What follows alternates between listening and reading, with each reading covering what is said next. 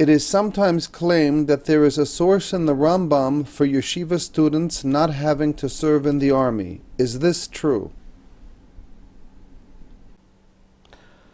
The claim that there is a source in the Rambam, in the Mishneh Torah of Rambam, that according to which yeshiva students or those who wish to dedicate themselves to the study of Torah are exempt from military service.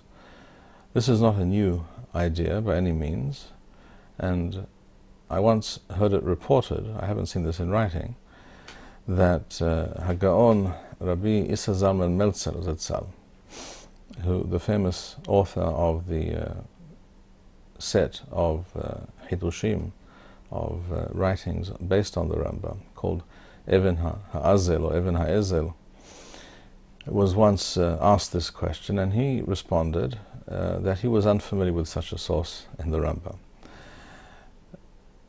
But to be more specific,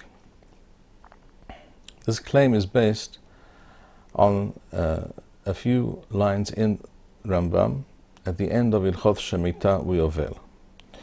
The last chapter of those halachot, Rambam deals with Shevet Levi, the tribe of Levi. And the Rambam, having described certain aspects of their existence within the Jewish nation, for example, Shevet Levi do not have their own land apportioned to them as a tribe within Eretz Yisrael. On the other hand, they receive, we are obligated, all Jews are obligated to give them Ma'aser Rishon, that is to say, a tithe from agricultural produce, which in those days, of course, was the very basis and most essential part of the economy, and sustenance was based on agriculture. A tithe had to be given to the Lewi who lived in one's general neighborhood, and this was a form of wages, as it were, that HaShem had decreed and given to the Lewiim in order to allow them to do two things. One was to serve in the Beth Mikdash, of course, in the temple, and the other was to teach Torah. And we will quote a few lines first from Rambam regarding this issue. So this is the last chapter of Ilchot Shemitah Uyovel, chapter 13. Rambam says as follows: V'lama lo zacha Lewi b'nahalath Eretz Yisrael u'bevizotha im ehal. Why did the tribe of Lewi, why were they not granted a portion of land as a tribal inheritance within Eretz Yisrael? And why do they not receive any of the spoils of war, if there is such a war, if there are such spoils? Mipnei, says the Rambam, because shehuvdal la'avodat Hashem u'lasharatho, because the tribe of Lewi was set aside. Let us remember, of course, that the tribe of Lewi includes Lewiim and Kohanim, both priests and Lewiim. Mipnei shehuvdal la'avodat Hashem, they were set aside by Hashem, by divine decree, to worship Hashem, to serve Him, u'lehorof derachav ha'yesharim, u'mishpato hasadikim l'rabim, and to teach the ways, the just and proper ways of the Torah, in other words, to the people, to the masses. Shene'emar, as it says in Sefer Devarim, towards the end, Yoru mishpatecha li'Yaakov v'toratecha li'Yisrael. They will teach your statutes and Torah to Am Yisrael. And for this reason, says the Rambam, Lefichach huvdalu midarkei ha'olam. They were thus separated from and also therefore relieved of certain aspects of normal worldly existence and responsibilities. Therefore, lo orechim milhama, they are not required to go to war, keshar Yisrael, as other Jews are. V'lo nohalim, and they do not receive a portion of the land, as we mentioned. V'lo zochim la'asmam b'chach gufan, and they do not have to work as much as others for their living, for their livelihood, because Hashem provided for them by way of the Ma'aser Rishon, as we explained. Rambam continues, this is the very end of the chapter, V'lo shevet Lewi bilevad, not only the tribe of Lewi, Ela kol ish wa ish mikol ba'eh ha'olam, any human being, we will elaborate on this point in a moment, asher nadavaru ha'otho vehavino madda'o, who is moved by his inner conviction and understanding, lihibadel la'amod ifnei Adonai u'l'sharatho u'l'u'udho, who is moved to dedicate himself, his life, he separates himself from the ways of most people and wishes to dedicate himself to the work of HaShem in this world. To know HaShem, l'de'at HaShem, u'halach yashar kamo she'asau ha'elohim, and he literally walks a straight path in life. That is to say, he walks with Hashem according to Hashem's will, more than he dedicates himself to this goal more than most people. Ufarak mi'al sabaro al hahishbonoth harabim asher bikashu b'nei ha'adam, and he sees fit to pay less attention to all kinds of concerns, worldly, financial, and other concerns that many people are very busy with most of their time. Such a person, such a person is considered to be particularly holy and special, says Rambam. And Hashem is his portion in this world, and therefore, in the same way that the tribe of Lewi are the portion and the people set aside by Hashem to do his work in this world, in the same way, such a person who decides to take this upon himself, he is Hashem's portion. Hashem will therefore izakelo ba'olam hazeh davar hamaspiklo. Hashem will provide for him. In other words, he will receive special hashgaha paratit, special divine assistance from above in all kinds of hidden and mysterious ways to be able to make ends meet financially, to survive in this world and dedicate himself to this goal and this aim and these types of activities. As Hashem was mezakeh, as Hashem provided for the Kohanim and the Leviim. The Kohanim, of course, receive different, various tithes and gifts from the people, such as challah from the dough that is made to when making bread, and teruma gadolah, which is also a kind of tithe or something set aside for the Kohen, as distinct from the Ma'aser Rishon, which is given to the Levi from agricultural produce. This is something that Hashem will do for such a person. So says Rambam. These words of the Rambam, it should be pointed out, are not to be found explicitly in any statement of Hazal. As Rabbi points out, this is the Rambam's understanding based on many ideas and sources in the Torah. This is the Rambam's overview of the subject. Well, essentially what Rambam is saying is that a person, any person, this is an important point to mention, that the Rambam here chooses a very specific language, a very specific wording. He says, Kol ish wa ish mikol ba'eh ha'olam. Any individual human being, mikol ba'eh ha'olam, from any part of the human race, is not referring specifically to Jews. This statement and this fact, this statement refers to non-Jews as well, as I will presently explain.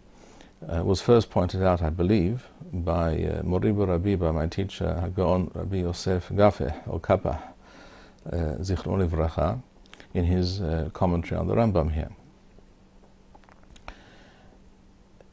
I would, however, differ with Mori Rabbi Harav Gafeh regarding the precise meaning of these words. It is obvious that Rambam use this terminology, kol ish wa ish, mikol ba'eh ha'olam, any individual person from anywhere on earth, from any nation.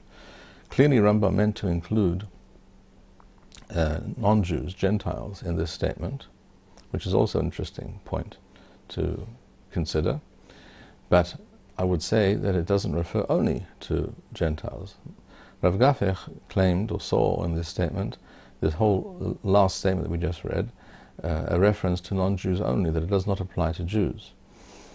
But I would say that just as non-Jews are included in the term any person from anywhere on earth, from any nation, just as this includes Gentiles, it also obviously includes Jews. The chidush is the somewhat surprising, perhaps, and interesting thing to note is that Rambam is also referring to Gentiles, not only, but also to Gentiles. In other words, a Jew or a Gentile who chooses to dedicate his life to studying the word of Hashem and to himself become a very spiritual and pious person and spread the knowledge of Hashem in the world, such a person is considered to be doing the work of Hashem, just as the Kohanim and the Leviim were involved in such activities. One of the major things that they dedicated themselves to was the study of and the teaching of Torah amongst the people.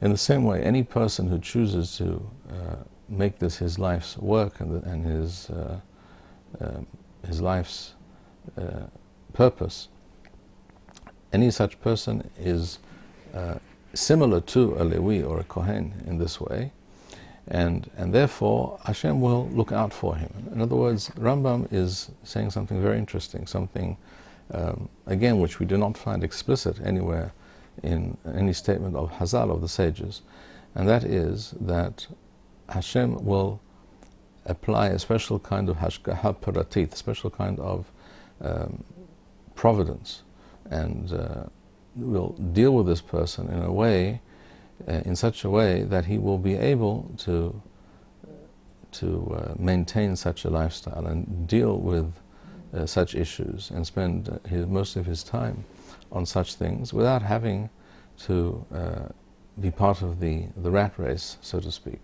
of making a living as most people have to. In other words, he doesn't say he won't have to work or be concerned about such things, but he will somehow get by with less effort, and less time will have to be spent on such activities. This is what Rambam speaks of.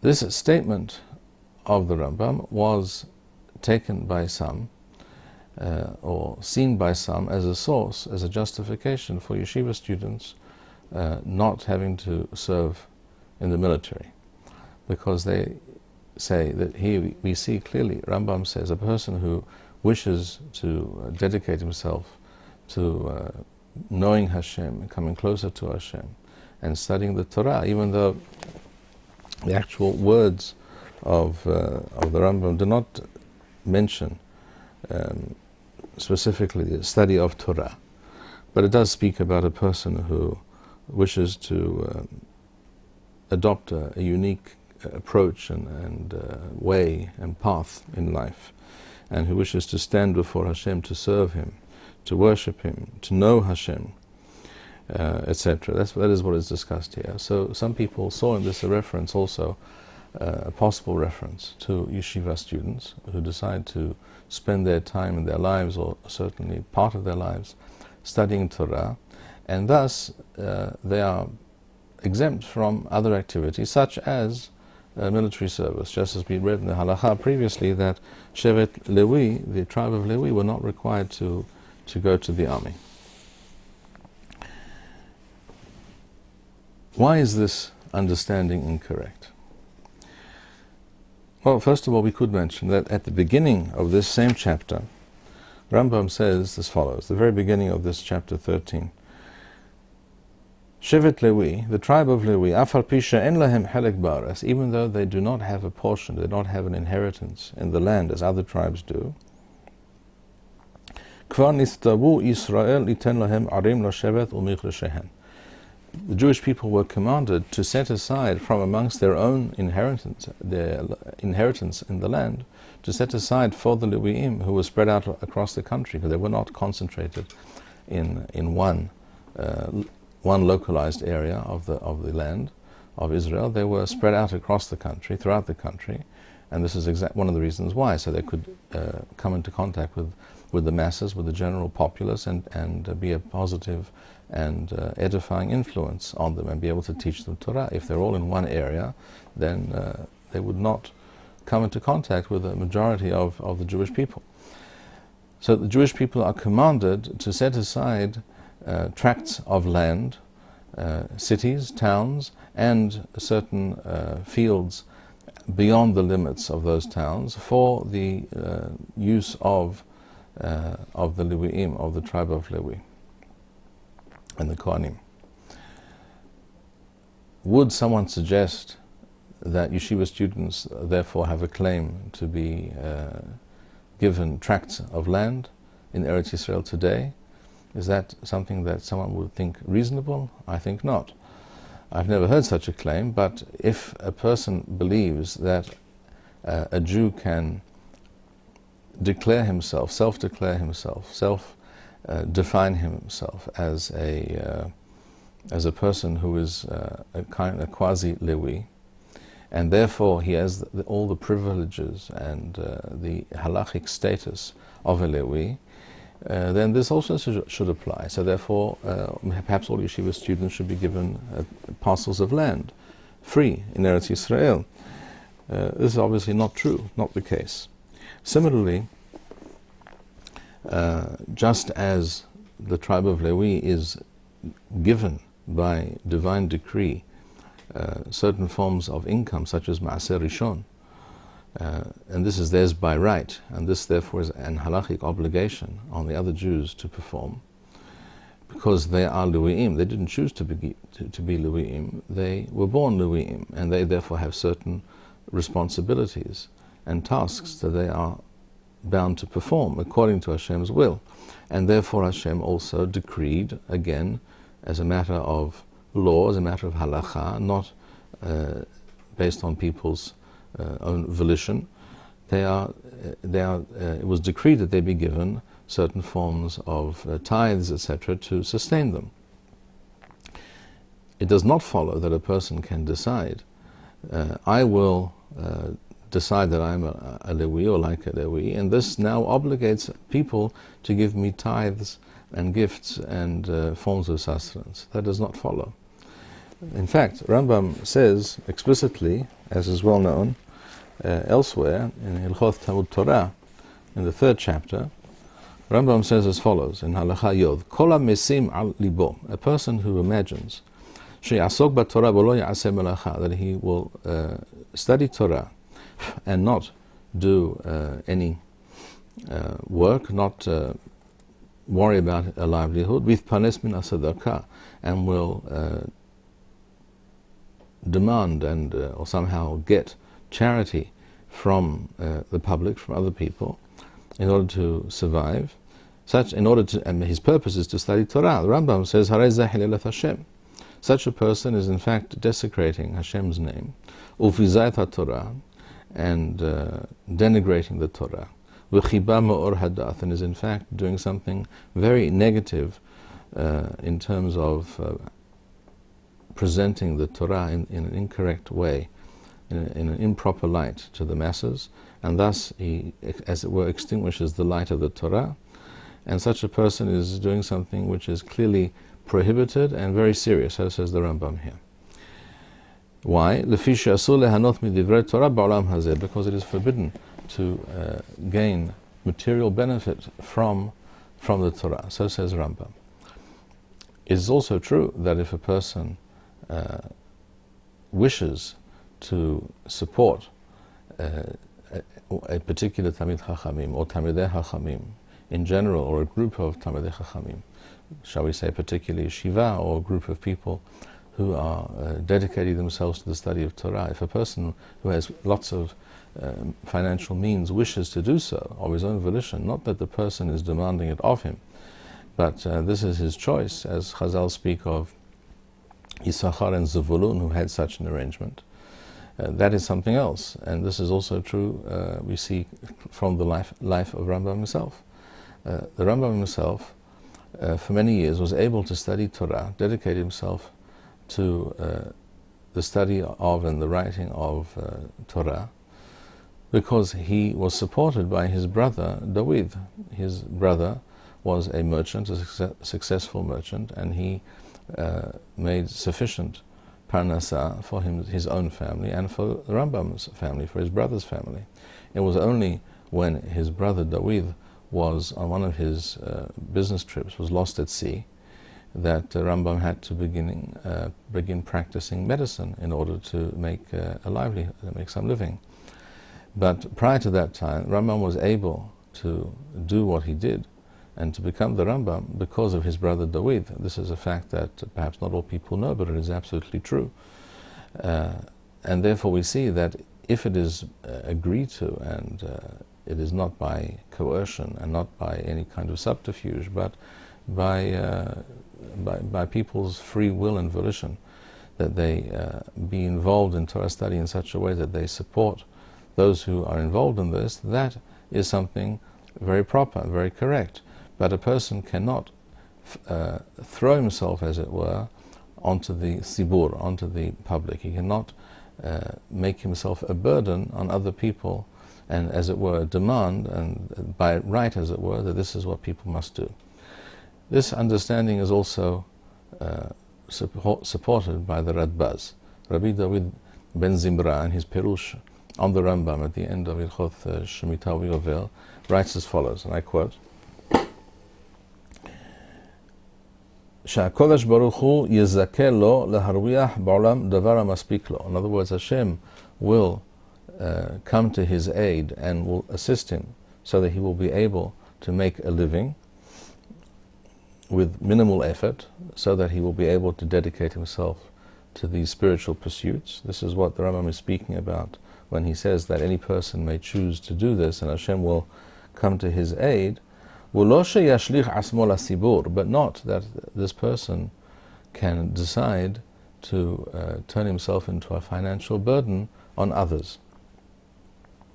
And then he mentions Rambam's commentary on the Mishnah, Masechet Avot, which speaks about not using the Torah as a literally as a spade to dig with. In other words, to worry about one's material needs, to provide for one's material needs.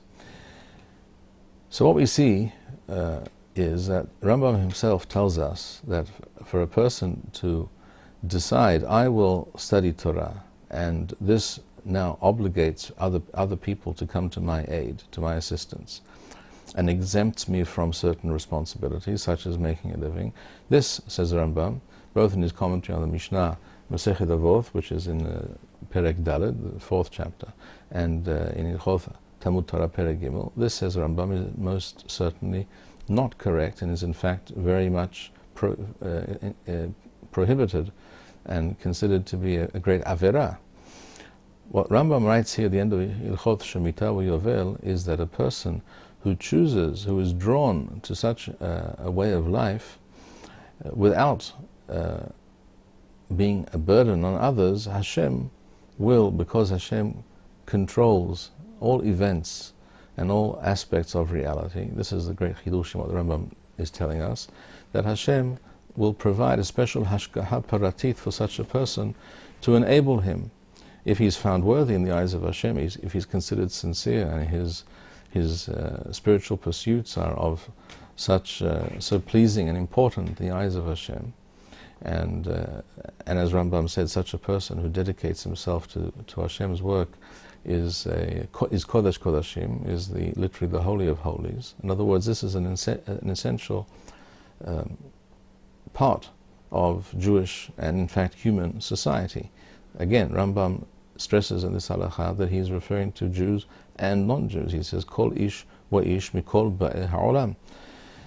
So it is important, it is necessary, it is essential that there be such people in human societies in order that they be able to influence, have a positive influence on their societies in general. This is certainly true of the Jewish world, and it's also true of the non-Jewish world, as we learn from Rambam's very unique and very specific wording, as pointed out by Mori Rabbi Rav Gafech. As I said, I think it should be understood to be referring to any individual, Jew or non-Jew, but not that this person can then demand, as it were, as by right, that others support him, or that others, or that he be exempt from this or that responsibility that is incumbent upon him. That is not what it says in the Rambam at all. It speaks about Hashem's desire to assist such people and make it possible for them to dedicate their lives in such a way.